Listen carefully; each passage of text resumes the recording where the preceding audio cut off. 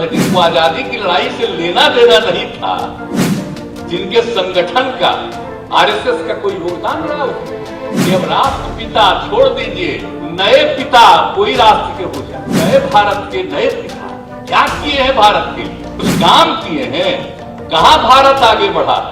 तो आपने सुना, ये सारी बातें सीएम नीतीश ने प्रधानमंत्री नरेंद्र मोदी के खिलाफ कही हैं। हालांकि नीतीश कुमार ने किसी का नाम नहीं लिया, लेकिन उनका इशारा कहां था और किस पर था, ये तो सभी समझ ही गए। भारतीय समाज की ये परंपरा रही है कि किसी की भी मौत हो जाने पर परिवार के सदस्यों के संग उन्हें जानने पहचानने वाले सभी लोग खड़े रहते हैं। भले ही लोग अपने बिजी शेड्यूल की वजह से मृतक के परिजनों से ना मिल पाएं, सहानुभूति ना प्रकट कर पाएं, लेकिन कम से कम 14 दिनों तक तो मृतक या उनके परिवार के खिलाफ टिप्पणी नहीं करते। ये परंपरा भारतीय राजनीति पर भी लागू होती है।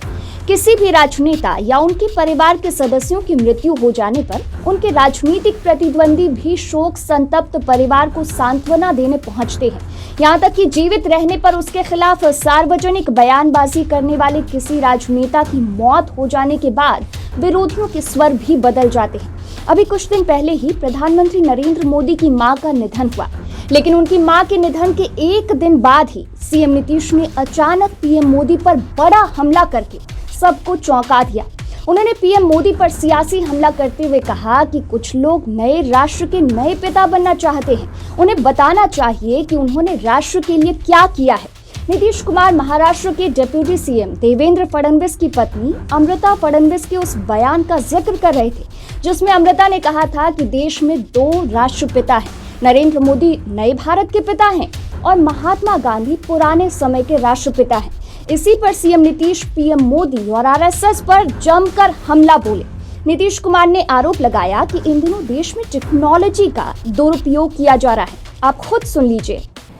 जो आजादी की लड़ाई हुई, और क्या मतलब है, जिनको आजादी की लड़ाई से लेना देना नहीं था, जिनके संगठन का आरएसएस का कोई योगदान रहा उसमें, और उससे रिलेटेड लोग ये सब काम करें, कोई मतलब है क्या?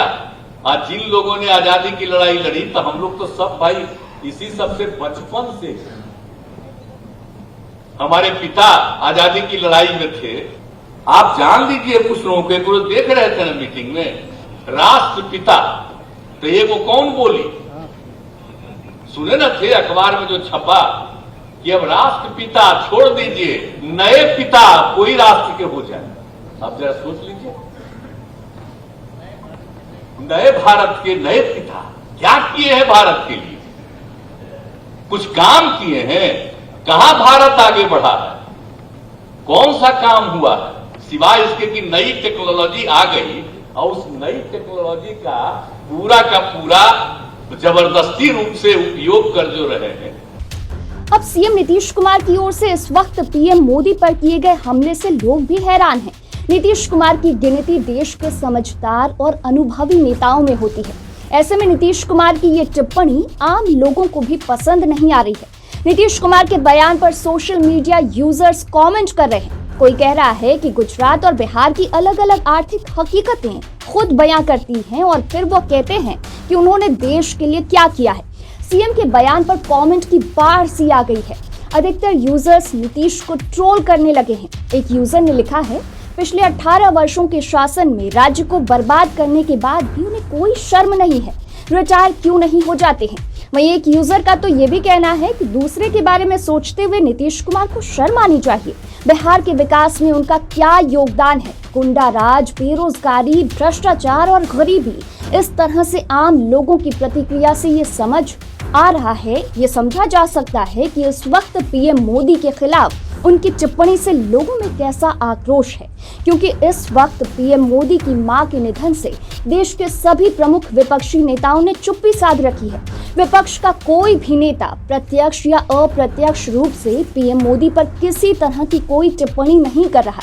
इस वक्त पीएम मोदी के विरोधी ममता बनर्जी, अखिलेश यादव, नवीन पटनायक और हेमंत सोरेन जैसे नेता भी चुप हैं। जरूरत पड़ने पर इनकी ओर से सिर्फ और सिर्फ बीजेपी और केंद्र सरकार की नीतियों पर कटाक्ष किया जा रहा है। लेकिन बिहार के मुख्यमंत्री नीतीश कुमार जिस तरह से पीएम मोदी पर अटैकिंग है, उससे सभी हैरत में पड़ गए हैं। फिलहाल के लिए इस वीडियो में इतना ही। और भी खबरों के लिए देखते रहिए इनसाइडर लाइव। है।